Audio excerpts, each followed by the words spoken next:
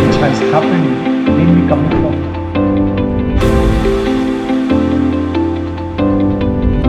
Good. Rajesh, thank you very much for being here today. It's a pleasure to speak to you. We are here in Delhi and I have a lot of questions. But before that, could you please introduce your organization, introduce yourself? It's a very strong organization. But for those that are watching us from different parts of the world, can you explain what you guys do? Good afternoon, audience of around the world. I'm a third generation and I'm 60 years of age and I started at the age of 16. I did my 12th from Delhi Public School, Mathura Road, and my father wanted me to start and from a scratch, a small office in Parliament Street, Parliament Street, which was at that time known as Narendra Place, where the DLF tower is there, where Mr. Rajiv Singh and Mr. KP Singh has its headquarters. We had a 50 square feet office, a small office. From there, we started our journey. I remember I used to come from a school uniform to my modest Narendra Place office. At that time, it was known as Mehta, Arora and Associates. Then Mr. Mehta, partner, uh, he had an early demise, and my father asked me to join. I was a very bright student and wanted to become a chartered accountant, but I think it was presence of mind, destiny, or wisdom, or almighty blessings. I joined my father's business, and at the age of 16, to look elder, I used to wear a safari suit so that people they don't take me for granted. And then the journey, there was no CBRE, there was no JLL, there was no Cushman. Slowly, steadily, we moved from there to another office, Ansal Bhavan. Again, that was 50 square feet. We moved to 200 square feet. I remember it was a mezzanine floor, and Mr. Sushil Ansal had their office on the first floor, Ansal Properties.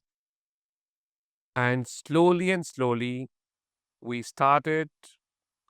I have personally climbed all the office buildings of downtown area, Connaught Place, which is Barakhamba Road, Curzon Road, which is now known as Kasturba Gandhi Marg, Tolstoy House, Tolstoy Marg. And from there, the journey started. My fourth generation, Manik Arora, he has been from Warwick and then Imperial College of London for his master's. Thank you. Now, you have seen the good, the bad, and the ugly. You saw many things happen in the real estate industry here in India. When you look at the current momentum, uh, we see a lot of capital coming to the country. Just last year, if you compare with year before, the increase was of 51% of the amount of capital coming to the country, and the foreign investors deployed 63% of the investment in the real estate industry, which means a lot of people are paying attention to India right now. A lot of those investors.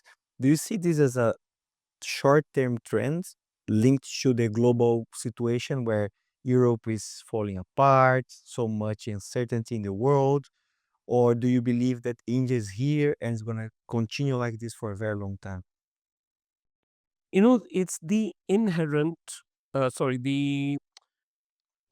consumption and the young population and the salaries in terms of dollar terms. The way Modi government, though this is the third term it has come, and with the very ethical government, whether it is commerce ministry, it's the transport ministry, it's a finance, the GST introduction, everything is adding lot of value and they're giving lot of confidence to the foreign investors to come, and with the liberal laws in the single window clearance. All these things are helping the foreign investors, and they're fueling confidence in them to come. And the year to year return is exceeding 14%, whereas in other markets, whether it is Japan, it is negative. In US, it's about 6 to 7%. In Singapore, it's about 8%. And Europe, again, it is 1 to 2%. So India is the only country which is supporting more than about, let's say, more than 12 to 14% return year to year. The numbers are very impressive, and I agree with you. And the real estate cycle is still in a very positive moment here, and it looks like we still have some time to go. But we know things, we need to always be prepared for, anything that can happen. What could go wrong? Is there anything that worries you? Anything that would have in mind that someone that's considering deploying capital in India should be mindful of? At least for the next 4 years, till Modi government is there, nothing can go wrong. So I can be certain for the next 4 years, because even today, the Shri Narendra Modi ji, you know, at the podcast for his views on Trump government, on his views on India, nothing can go wrong. The way things are growing, and the most importantly is the Indian business, houses like Reliance, Mr. Mukesh Ambani, the Mr. Gautam Adani. If you have, today he has committed over, I think, almost 3 trillion for this year. Then you come to Tata's with their acquisition of Air India. Air India is going to give a big competition to Emirates, Etihad, Qatar. And Mr. Chandrasekhar, who's the chairman of Tata Group, highly, highly ethical, led by again Mr. The Aditya Birla Group, great Mahindras. So all these 10 houses, Mr. Sunil Bharti Mittal, Airtel. So in all spheres, whether it is telecom, infrastructure, pharmaceutical, mankind, they're doing very good. Mr. Ramesh Juneja and Mr. Rajiv Juneja. In any sector, you can see it's Sterling Group. They're doing Mr. Anil Agarwal, the JSW. So in all steel sector, they're doing the best in every sector. And in real estate sector, whether it is Mr. Niranjan Hirandani, DLF under able chairmanship of Mr. Rajiv Singh, South, Mr. Raj Menda, RMZ, and Prestige Group, Mr. Irfan Razak, they're doing wonders. Embassy, Mr. Jitu Varvani, his son Karan, they're all doing Honestly. the best.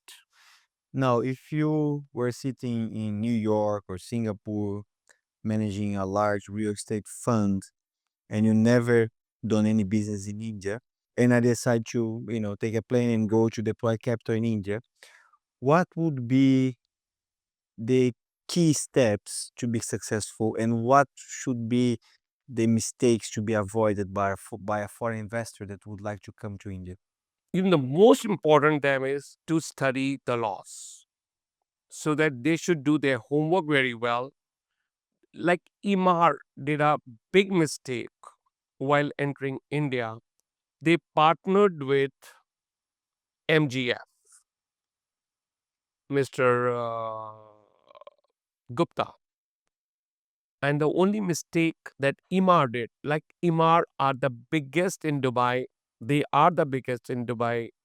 But in India, when they came, they trusted the MGF, but without knowing that they can't invest in lands. It's not. It's forbidden. It's against FEMA, the foreign exchange laws. To invest in lands. So they have to do their homework very well. Mm. They have to consult, or the best solicitors, attorneys, whether it is AZB Partners or Amarchand Mangaldas or Mr. Ranjit Dua. They have to do their homework very well before entering India. Now, homework is very important. Mhm. A final question. What inspires you? You have done so much. You have, done different kind of developments, acquisitions. You sold things, you bought things. You are now 60 years old. 60. 60 years old. What inspires you? My passion for excellence. I want to tell the world that the formal education is not a prerequisite to success. And if you have a domain knowledge and a zeal to have an excellence, you can still work. And now I want to earn the blessings.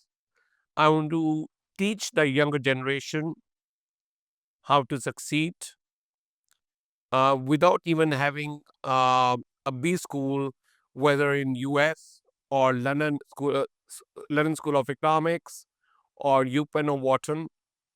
The Indian institutions are ISB in Hyderabad is very good. You can still be successful. The honesty, the ethics, and the hard work and the passion for perfection, 11 out of 10 is my motto. And my another motto is Badlo ya Niklo. That's Hindi word. Badlo is change or get fired. I have no other line for my team or for any team. Rajesh, thank you very much for your time. I'm thankful to my audience. Thank you so much for inviting me on this GRI Thank you. platform. which has happened mainly coming from